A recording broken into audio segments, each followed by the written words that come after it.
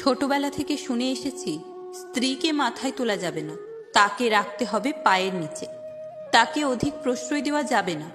ছোটবেলা থেকে শুনে নয়, শুধু দেখেও এসেছি। আমার বাবা আমার মাকে ঠিক এভাবেই রাখতেন, পায়ের নিচে। বাবা মাকে দেখতে দেখতেই প্রাপ্ত বয়সে উপনীত হলাম। আমিও বিয়ে করলাম, বউ আনলাম ঘরে। বউটা আমার বড়ই হাস্যোজ্জ্বল, চঞ্চল এবং অভিমানী ছিল, কিন্তু আমি আমার ছোটবেলা থেকে শেখানো বুলিগুলো ভুলতে পারিনি।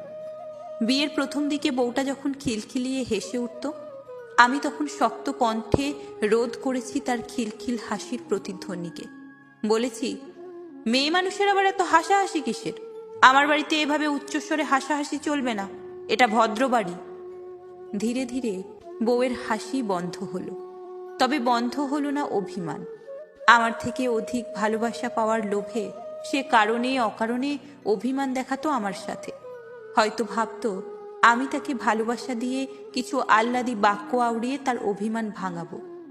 কিন্তু অভিমান ভাঙানো তো দূরে থাক, আমি উল্টে রাগ দেখাতাম তার উপর। তখন যদি বউও রেগে বা অভিমান করে কিছু বলতে আসতো, 2-4টা চড়থাপ্পড় মেরে দমন করতাম তাকে।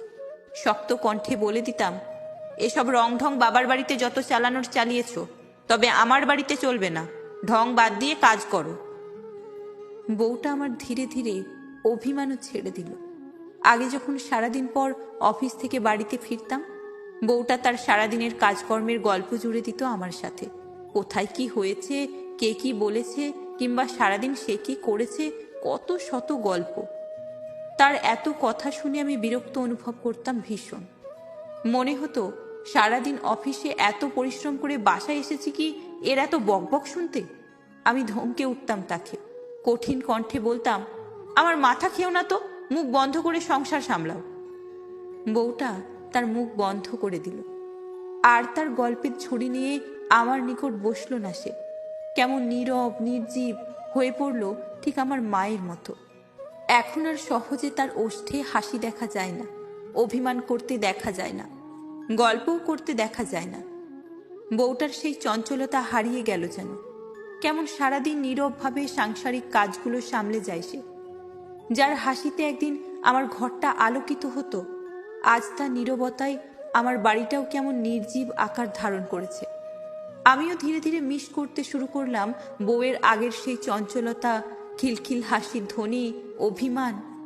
আমি উপলব্ধি করলাম নিজের ভুলটা, অনুশোচনায় দগ্ধ হলাম।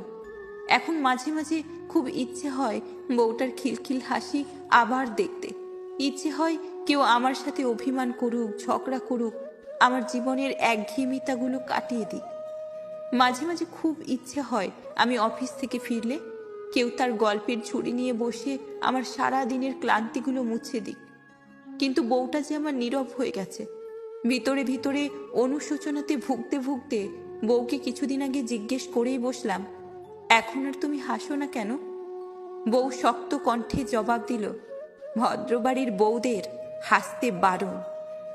আমার ভিতর থেকে চাপা দীর্ঘশ্বাস বেরিয়ে এলো। উত্তর দিতে পারলাম না কোনো, কারণ বউয়ের বলা এই কথাটা তো একসময় আমিই বলেছি। একটা সময় দেখলাম আমি কোনো অন্যায় করলেও বউ আর কিছুই বলে না, নীরবে সবটা সহ্য করে যায়।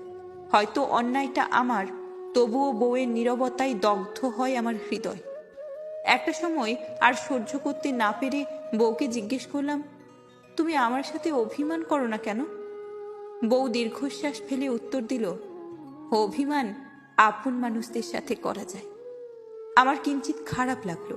খারাপ লাগা থেকেই আবার জিজ্ঞেস করলাম, আমি তোমার আপন নই? বউ তাকালো আমার পানে, মলিন হেসে বলল, বাহ্যিক দৃষ্টিতে আপন হওয়া গেলেই কি ভিতর থেকেও আপন হওয়া যায়? আমার পানে ছোঁড়া বউয়ের এমন বাক্যটা যেন হৃদয় ভেদ করলো আমার। আমি তো সত্যি মেয়েটার আপন হতে পারিনি, তাকে বুঝিনি। সবসময় সমাজের চির চেনা নিয়ম রক্ষার উঠে পড়ে লেগেছিলাম। তবে জীবনের এই মোড়ে এসে আমি একটা কথা বেশ উপলব্ধি করতে পেরেছি, নারী যতক্ষণ আপনার সাথে রাগ করবে, অভিমান করবে কিংবা ঝগড়া করবে, ততক্ষণ তার ভালোবাসা আপনার। যখনই সে নীরব হয়ে পড়বে, তার ভালোবাসাও ফিকে হয়ে যাবে। একজন নারীর রাগ, অভিমান কিংবা ঝগড়া যতটা ভয়ঙ্কর, তার থেকে বহু গুণ ভয়ঙ্কর তার নীরবতা।